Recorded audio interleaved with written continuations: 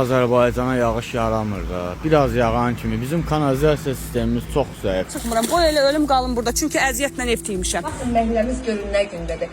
Vəziyyətimiz çox pisdir, çox kritikdir.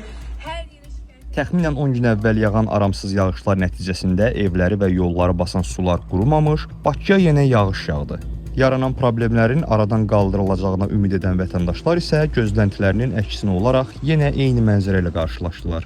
Küçələr, yollar yaranan gölməçələrdən keçilməz oldu. Evləri su dolub daşan insanlar çıxılmaz vəziyyətdə qaldı. 4 gün içində mənim evim suya döndü.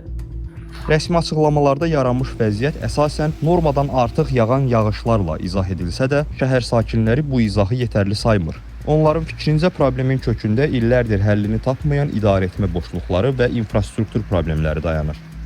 Baş verənlərə görə hansı qurum məsuliyyəti öz üzərinə götürür? Yəni normadan artıq ifadəsindən asan həll yolu yox. Normadan artıq. Yəni norma nədir? Bütün bu faciədir. Əslində bu mənzərə Bakıya yad deyil. Son illərdə hər güclü yağış paytaxt və ətraf ərazilərdə eyni ssenarini təkrar edir. Küçələr suya qərq olur, həyat iflic vəziyyətə düşür. 2024-cü ilin oktyabrında Sabunçu rayonunda tunelin su altında qalması və bunun nəticəsində 2 nəfərin həyatını itirməsi isə bu problemin nə qədər ağır nəticələr doğura biləcəyini ortaya qoyub. Bir dənə Ford batıb, 2 dənə də qaqaş. Çıxarda bilmirlər heç. Abşeron rayonunu əhatə edəcək. Bu ilin əvvəlində keçirilən müşavirədə danışan Prezident İlham Əliyev problemin əsas səbəblərindən biri kimi kanalizasiya sisteminin zəifliyini göstərib.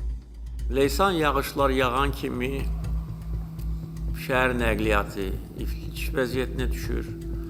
Çox ciddi problemlər yaşanır.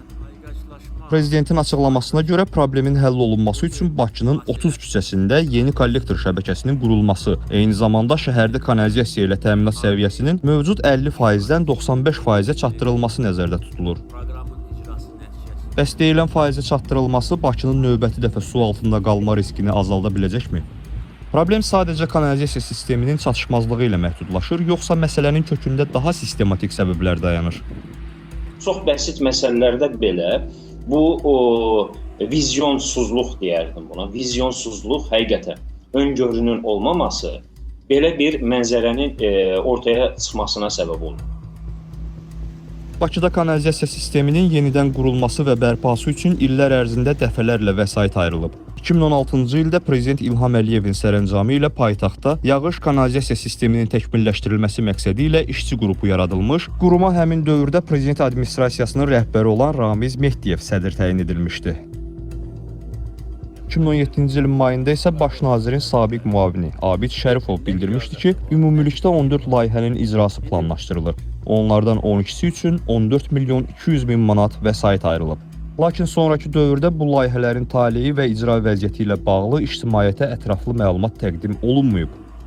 Bundan başqa, Bakı şəhərinin 2040-cı ilədək inkişafını nəzərdə tutan baş plana əsasən 2020-2040-cı illər ərzində paytaxtın su təchizatı və kanalizasiya sisteminin qurulması üçün ümumilikdə 9,2 milyard manat vəsait tələb olunur. Bu məbləğin 487,9 milyon manatı isə yalnız yağış sularının axıdılması üçün nəzərdə tutulan kanalizasiya xəttlərinin çəkilişinə ayrılır. İqtisadçı Rəşad Həsənov isə problemin əsas səbəblərindən biri kimi Bakının köhnəlmiş infrastrukturunu və son illərdə aparılan plansız və nəzarətsiz tikililəri önə çəkir. Onun sözlərinə görə şəhər sürətlə böyüsə də bu inkişaf mühəndis kommunikasiya sistemləri ilə uzlaşdırılmayıb. Bakı şəhərinin yeraltı infrastrukturu, türklər altyapı deyirlər. Yəni bu deyək ki, sosial infrastrukturu Bakı şəhərinin hazırda ümumi yaşayan əhalinin sayına uyğunluğu yoxdur. Bu birinci məsələdir. Və bu istiqamətdə, adaptasiya istiqamətində ciddi bir addımlar atılmadı. Layihələr icra olunur. Biz çoxlu layihələr görürük, icra olunur. Kanalizasiya xəttlərinin dəyişdirilməsi, su xəttlərinin dəyişdirilməsi və s. Amma inanın ki, cari problemin həlli məqsədliyinə bu işlər görülür. Mütəxəssislər bir çox hesablamalara əsasən Bakının hazırda qeydiyyatda olandan 70-80% daha çox insana xidmət göstərdiyini bildirir. Elə Rəşad Həsənov da Bakı şəhərində planlamalar, qiymətləndirilmələr aparılarkən uçotda olan əhalinin sayının əsas götürüldüyünü deyir. Bakı şəhərində təbii ki, bu gün hazırda nə qədər insanın yaşadığı ilə bağlı hökumətin özündə də dəqiq məlumat yox. Məsələn, Abşeron rayonu ilə bağlı belə bir rəsmi dildən səsləndirmə var idi ki, 370-380 min qeydiyyatda insan olmasına baxmayaraq 680 min təxminən insan yaşayır. Təkcə Abşeron yarımadasında, yəni fərq bu qədərdirsə, Bakı şəhərində bu göstərici yəni nə qədərdir təxminən ehtimal etmək olar. İqtisadçı deyir ki, problemlərdən biri də qurumlar arasında koordinasiyanın olmaması və səriştəsizlikdir. Onun fikrincə, dövlətin infrastruktur istiqamətli inkişaf planları orta uzun müddətli dövr hədəfi nəzərə alınmaqla və koordinasiyalı şəkildə həyata keçirilməlidir. Hər hansı bir yaşayış məskənində tutaq ki, deyək ki, yol örtüyünün dəyişdirilməsi məsələsi. Əlbəttə ki, ilk növbədə burada kanalizasiya xətləri, su xətləri, deyək ki, bu yol örtüyünün altından keçən digər bütün o kommunikasiya xətlərinin dəyişdirilməsi və yaxud yenilənməsi zərurəti varmı? Bu sualın cavabı tapılıb və bu işlər bitirildikdən sonra, bu istiqamətdə layihələr icra edildikdən sonra digər layihələr icra edilməlidir. Yəni son tamamlama işi kimi yol örtüyünün dəyişdirilməsi layihəsi icra edilə bilər. Amma bunlar yoxdur. Bu koordinasiyasızlıq qeyri-peşəkar şəkildə prosesin idarə edilməsinə, resursların sərf edilməsinə, israf edilməsinə gətirib çıxardır. Fövqəladə Hallar Nazirliyinin aprelin 6-sında yaydığı məlumata görə, yağan yağışlar nəticəsində sular altında qalan Bakının Nizami, Sabunçu və Xəzər rayonlarında, həmçinin Sumqayıt şəhəri, Abşeron və Xaçmaz rayonlarında su çəkmə işləri aparılıb. Köməyə ehtiyacı olan vətəndaşların təxliyəsi həyata keçirilib. Məlumata görə bu günədək ümumilikdə 17-si azyaşlı olmaqla 166 nəfər su basmaya məruz qalan ərazilərdən təxliyə olunub. Hanı bu fövqəladə? Hanı fövqəladə maşını? Deyirəm ölüm qabağında suyu çək buradan. Deyir mənə icazə vermirlər. Bəs biz suyun içində bataq qalaq ölüm qabağında. Ancaq bəzi vətəndaşlar göstərilən müdaxilənin yetərli olmadığını deyirlər. 9 aprel 2026-cı il. Evim. Hələ ki su çəkilməyib. Onların sözlərinə görə edilən çağırışlara hər zaman vaxtında reaksiya verilməyib. Nəticədə sakinlər sel sularının qarşısında uzun müddət köməksiz qalıblar. 3 gündür ev təmizləyirəm. Tezdən bastım. Xüsusilə Keşlə qəsəbəsində insanların çətin vəziyyətdə qalmasının səbəblərindən biri kimi ərazidəki kollektorun üzərində tikilmiş ev göstərilib. Azərbaycan Dövlət Su Ehtiyatları Agentliyi İri Şəhərlərin Birləşmiş Su Təchizatı Xidmətindən bildirilib ki, qurumun balansındakı diametri 1200 mm-lik tullantı su kollektorunun çökməsinə səbəb olan həmin ev komissiyanın qərarı əsasında sökülüb. Qurumdan qeyd olunub ki, Xətai rayonu Rəşid Bağırov küçəsindən keçən kollektorda izafi yüklənmə nəticəsində baş verən qəza hadisəsi suyun ətraf ərazilərə yığılmasına səbəb olub. Amma həmin ünvanda yerləşən tikilinin illərlə qanunsuz şəkildə mövcud olması və heç bir qurumun müdaxilə etməməsi ciddi suallar yaradır. Elə evin sahibi də mətbuata verdiyi açıqlamasında 13 ildir yaşadığı evin kollektor üzərində yerləşməyindən xəbərsiz olduğunu deyib. Bələdiyyə sənədidir. Çertyoju da vardı evin. Ya bura qeydiyyat ünvanımız buradır bizim. Yaxşı, xəbəriniz var idi ümumiyyətlə bu ev kollektorunun üzərində inşa olunub?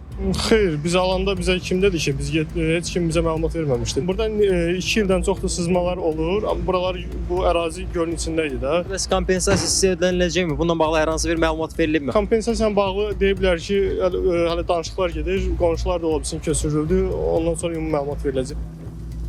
Qanunvericiliyin tələblərinə əsasən su və kanalizasiya kollektorlarının magistral və paylayıcı xətlərinin üzərində, həmçinin mühafizə zolaqlarında hər hansı tikinti və ya qazıntı işlərinin aparılması qadağandır. İri şəhərlərin Birləşmiş Su Təchizatı Xidmətindən verilən məlumata görə isə Bakı Su Kanal İdarəsinin balansında olan kanalizasiya və yağış kollektorlarının mühafizə zolağı və üzərində 1600-ə yaxın tikili mövcuddur. Qurumdan qeyd olunub ki, kollektorun üzərində tikilən evlərin sahiblərinə bir neçə il ərzində dəfələrlə xəbərdarlıq məktubları göndərilib, şifahi və yazılı formada məlumatlar verilib. Ərazidə yaşayan sakinlər isə onlara bu müddət ərzində hər hansı rəsmi xəbərdarlıq edilmədiyini iddia edir. Biz 13-cü ildən köçmüşük bura. Amma bizim xəbərimiz olmayıb ki, bizim evin altında bir belə nəsə var. Deyir, qanunsuz tikilib. Bəs niyə icazə veriblər? Yaxşı, burada kollektor var, su turbaları var. Verməyədilər də icazə. Heç bir kömək yoxdur. Heç bir qurum İri şəhərlərin Birləşmiş Su Təchizatı Xidmətinin bu cür tikililəri aşkar edərkən aidiyyatı qurumlara müraciət edib etmədiyi, eləcə də Xətai rayon bələdiyyəsinin bu tikililərə hansı əsaslarla icazə verdiyi isə suallar doğurur. Qeyd olunan məsələlərlə bağlı həm adı çəkilən quruma, həm də bələdiyyəyə müraciət etsək də zənglərimiz cavabsız qalıb. Səriştəsizlik hər birimizin alışdığımız və bildiyimiz və hətta bizim qurumlardan gözlədiyimiz bir məsələdir. Yəni bizim qurum səriştəli olsa biz çaşarıq. Rəşad Həsənov hesab edir ki, problemləri müəyyən qədər aradan qaldırmaq üçün Bakı şəhərinin inkişaf planı növbəti 50 ildə 5-7 milyon əhalinin yaşamasına uyğunlaşdırılmalı, bütün sosial infrastrukturun buna uyğunlaşdırılması üçün layihələr icra olunmalıdır. Onun fikrincə paytaxtda əhalinin sayının daha da artmaması üçün regionların inkişafına da xüsusi diqqət ayrılmalı. Bakı şəhəri kimi sənayeləşmiş və infrastrukturu olan başqa mərkəzlər yaradılmalıdır. Heç kim gəlmir, heç kim yoxdur, heç kim. O zamana qədər isə vətəndaşlara güclü yağışlar yağanda evlərinə suyun dolmaması üçün ümid etməkdən başqa bir çıxış yolu görünmür. Görürsünüz, Bakı budur. Bura Bakıdır. Bəli, yiyəsi yoxdur da.